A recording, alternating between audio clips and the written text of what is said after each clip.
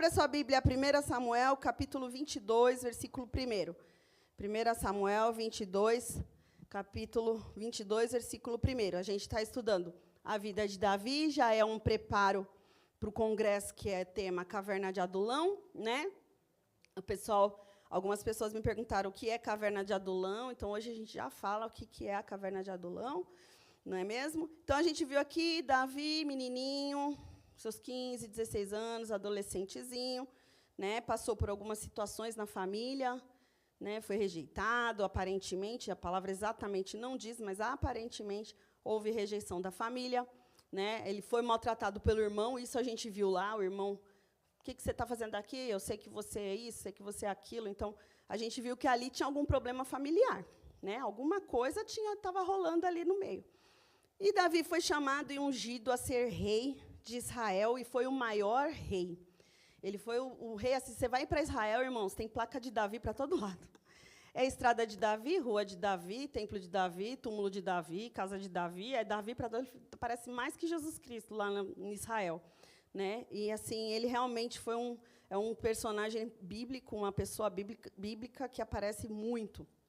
E aí, meus irmãos, ele matou Golias, que é a história mais famosa. Por conta disso, ficou famoso. De pajem virou general, né? E aí a gente chegou no momento agora em que o rei Saul, ficou com invejinha, com ciúminho, né, da ascensão. Quem é esse menino aí que está parecendo demais? E aí o Saul ficou com ciúminho e queria matar Davi. Davi, genro dele, e Jonatas, o príncipe, quis ser o melhor amigo de Davi. Então, Davi estava no melhor momento da vida dele. Tinha emprego, né?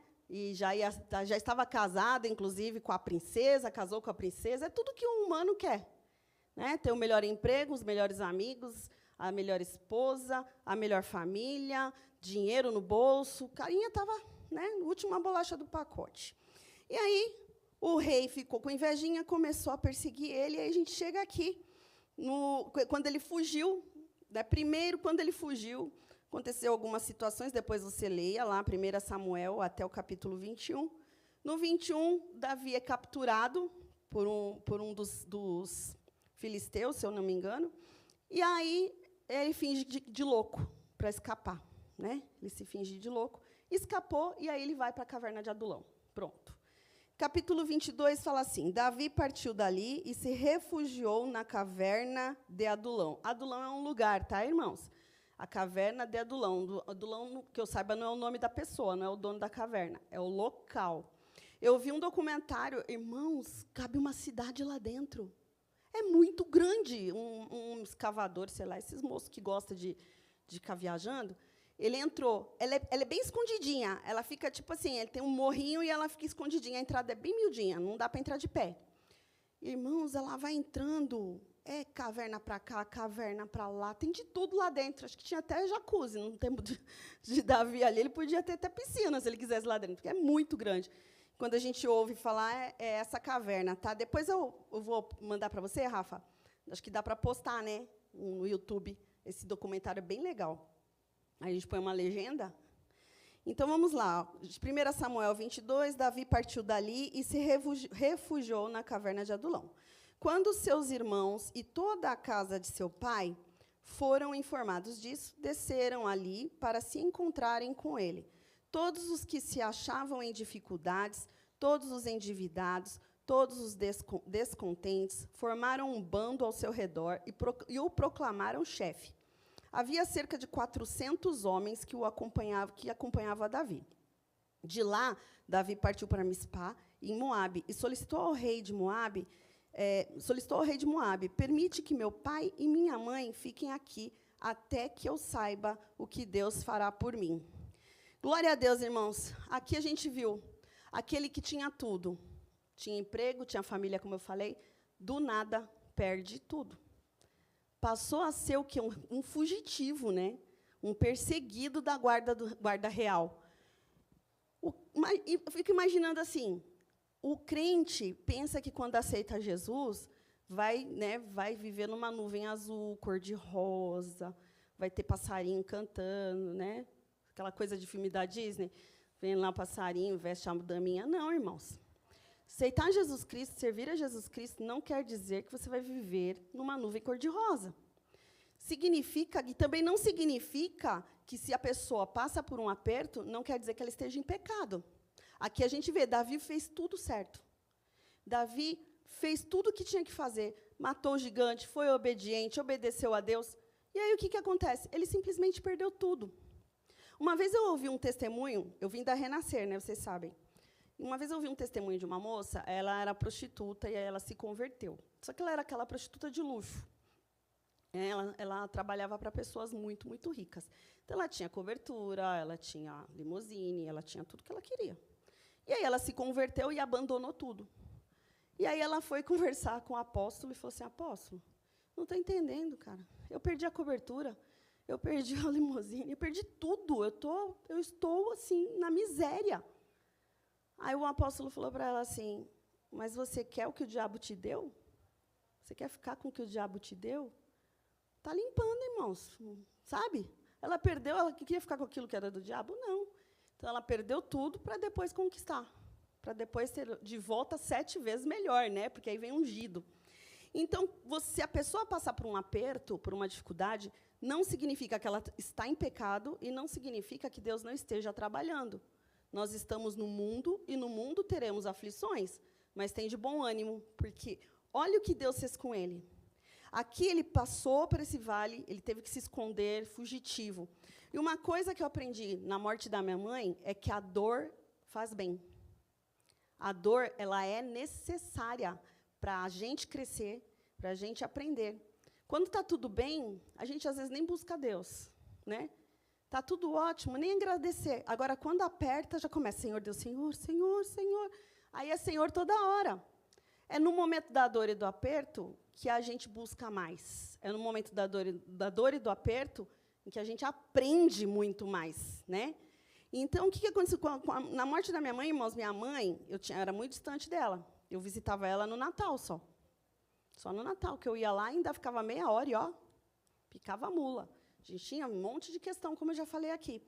Só que aí, olha só, aprove ao Senhor me colocar no caminho dela para levar a fazer quimioterapia. Ele me fez andar com ela para cima e para baixo em hospital. Ele me levou ela para minha casa. E aí eu comecei a me apegar à boa velhinha. Aquela distância que eu queria manter, justamente para eu não sofrer, porque eu sabia que ela ia morrer, porque o médico já tinha desenganado várias vezes, eu queria manter a distância, irmãos. É muito mais cômodo. Você entendeu? Você não sofre tanto. A pessoa está lá longe, você não convive. O que o Senhor fez? Pois botou a velhinha ali, ó, 24 horas do meu lado. E aí, quando eu comecei a me apegar, eu falei para o Senhor, já contei aqui, Senhor, não vai fazer piada. Agora que eu estou gostando da velhinha, não faz piada. No dia seguinte, a mulher morreu, irmãos. No dia seguinte. E aí eu percebi que a dor era necessária eu passar pela dor do luto com ela. Precisava nos acertar, precisava ter ajustes, precisava... Porque, irmãos, marcas da infância, todo mundo tem. Esquece. Todo mundo nasce, o diabo vem com o ferro quente, ó, ele marca. Seja com rejeição, seja com bullying, seja com crítica, seja com qualquer... Até, às vezes, até com muito elogio. Elogio demais, às vezes, prejudica a criança. E todo mundo tem a marca que foi o que aconteceu com Davi. Mas olha o que o Senhor fez. Irmãos, ele entrou na caverna de Adulão, e a gente vai entrar na caverna de Adulão, hein? Outubro, em nome de Jesus. Tem as 4 vagas ainda? Cadê a Érica? Parabéns, Érica, glória a Deus. Né, irmãos, de terça-feira, obreiro que quiser trabalhar aqui, abrindo culto, é só falar. E aí, irmãos, entrou na caverna de Adulão, né, temos 4 vagas para o congresso. Aí, o que aconteceu na caverna de Adulão? Olha, a primeira coisa, olha como Deus tratou. Ele foi tratando Davi nos mínimos detalhes. Hoje, a gente conhece o fim da história. Hoje, a gente sabe que ele virou o rei e acabou. Mas, na época, irmãos, ó, deixa aqui, ó. Até que eu saiba o que Deus fará por mim. Davi não está nem se tocando. Acho que já tinha até esquecido da unção. Acho que já tinha até... Não vou ser rei, cara. Olha o que está acontecendo comigo. Fui demitido, perdi a mulher. Meu melhor amigo ficou para trás. Meu sogro quer me matar. Estou ferrado. Lascou. E aí, irmãos, olha como o Senhor é. Primeiro tratamento do Senhor para Davi, olha só. Davi partiu dali e refugiou no Adulão, né, a caverna. Quando seus irmãos e toda a casa de seu pai foram informados, desceram ali para se encontrarem com ele. Olha como... não é a mesma história que o Senhor fez comigo. Ele me fez restauração com a minha mãe, né? E ele fez a mesma coisa com Davi, irmãos. Já não, ele não tinha nem sido chamado para a mesa. Agora, os pais e os irmãos que ficavam lá, o que esse menino aqui está fazendo? Já foi lá visitá-lo na caverna, onde normalmente ninguém iria, você concorda? O cara está perdido, o cara está zoado. A família foi lá, irmãos, pois o Senhor já tratou Davi logo ali. Porque Davi, ele pega e fala assim, ele vai até o Moabe, o rei de Moabe, e fala para o rei de Moabe, cuida do meu pai e da minha mãe aqui, da minha família, até que eu saiba que Deus... Irmãos, muitos outros nem olhariam na cara do pai e da mãe. É ou não é? Anos eu fiquei sem falar com meu pai, irmãos. Eu apanhei que nem uma condenada do meu pai. Chegava bêbado, trêbado, caía lá no chão, trêbado, e o couro, Chiquinho na parede, que ele falava. Quando eu era pequena, com 6 anos, eu apanhei até o xixi escorrer. E eu lembro até hoje do quentinho do xixi escorrendo, das cintadas que ele dava com 6 anos. Eu devia ter 5, 6 anos. Né? E anos eu fiquei sem olhar na cara dele. Eu passava por ele e não falava nem oi, nem boa noite, nem bom dia. Quem me conhecia na época sabe bem. Eu era do mundão. Depois, obviamente, o Senhor me converteu, a gente perdoa, mas a gente não tem aquela... Papai, papai te amo. Não tem, esquece. Né? Deus é tão bom, irmãos, que Davi, além de olhar para o pai e para a mãe, ele ainda pede para cuidar. Ele sai, ele corre o risco de morrer e pede para o rei cuidar do pai e da mãe. Isso é uma personalidade de Davi que eu admiro pra caramba. Ele era um moço que passava por cima das coisas, né? E eu e você precisamos passar por cima. Deixa ir, perdoa e let it go, né? Let it go, deixa embora. Outra coisa, irmãos, que depois que Davi foi curado dessa parte familiar, foi necessário para ele ser um bom rei, né? Para ele dar exemplo como rei. A gente vê aqui, todos que se achavam em dificuldades, endividados, descontentes, formou um bando ao redor de Davi. Formou um bando. Todo mundo que era rejeitado, olha como Deus tratou Davi para Davi tratar esse povo. Né? Se tem gente assistindo aí e está rejeitado, como que é que ele fala aqui? Endividado, vem para Jesus. Vem para Jesus, porque, irmãos, esse povo que veio para Davi aqui, não ficou assim, não. Não ficou assim. Eles viram um derrotado, desempregado, perseguido, fugitivo, se juntaram a ele, e quando ele virou rei, o que aconteceu com esse povo aqui? Que esses 400, que mais para frente viraram 600. E foi crescendo, foi o exército, o primeiro exército, né, do rei Davi. Então, assim, o Davi ele não rejeitou esse povo, que provavelmente é endividado, descontente. Eles ficaram ao redor de Davi e proclamaram ele chefe, irmãos. O que eles viram no Davi de diferente? O que eles enxergaram nesse moço? Porque ele era ainda bem mocinho. Né?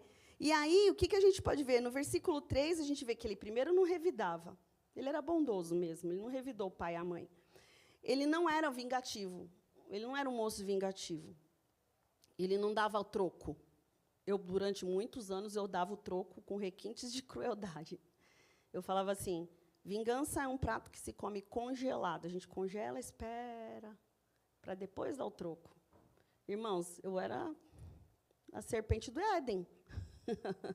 Ninguém aguentava, não. O Elcio que eu diga. Suportou em amor, né, querida? Senhor da glória, era a serpente do Éden, a própria. Então, assim, a vingança, ela é um prato que a pessoa saboreia, sabe? Quem gosta. Só que a palavra de Deus diz o seguinte, a vingança pertence ao Senhor. Então, se alguém pisar na bola com você, não dê o troco. Porque a vingança não é sua. O que acontece quando você pega algo de alguém? Né? Se o celular é meu, o Rafael vem aqui e leva o celular embora. É meu, dá licença? Então, assim, pegar a vingança de Deus é um pertence de Deus. Então, dar o troco está fora de cogitação.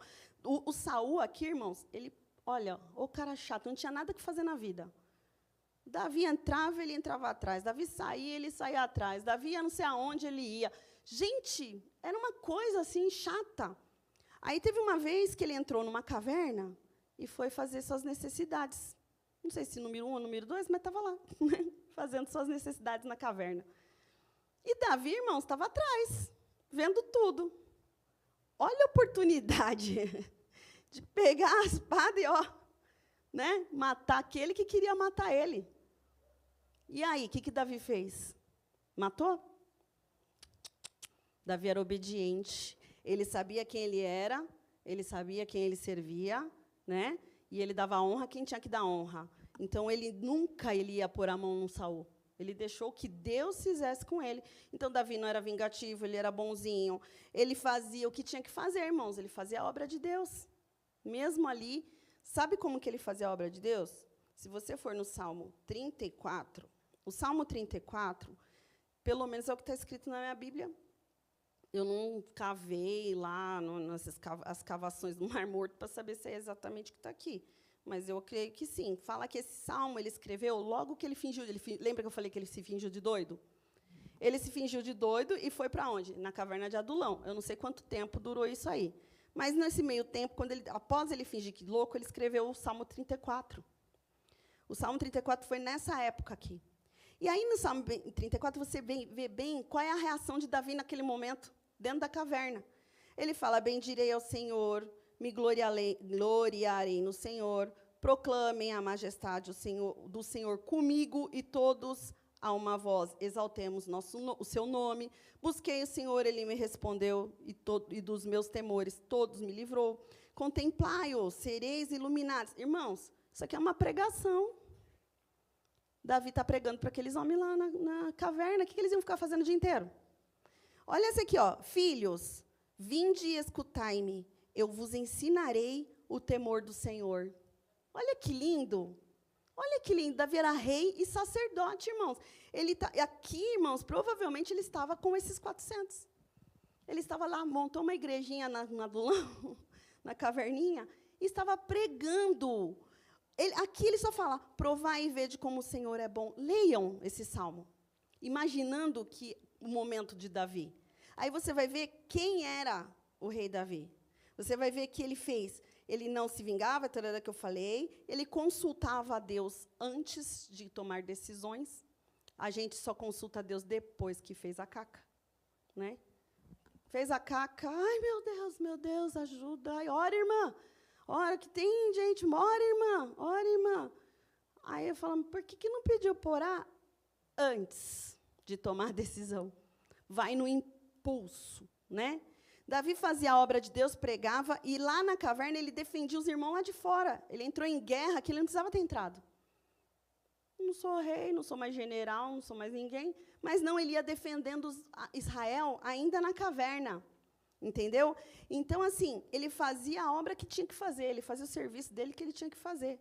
Só que antes, ele perguntava, Senhor, eu devo ir? Então, se você quer trocar de emprego, não vai no impulso, na primeira bronca que tu toma do chefe, e já sai. Me dá minha conta. A hora que o sangue baixar e os boletos chegarem, acabou a graça, irmãos. Acabou a graça. Então, Senhor, veio o sangue quente, sabe que chefe às vezes tem o dom, né?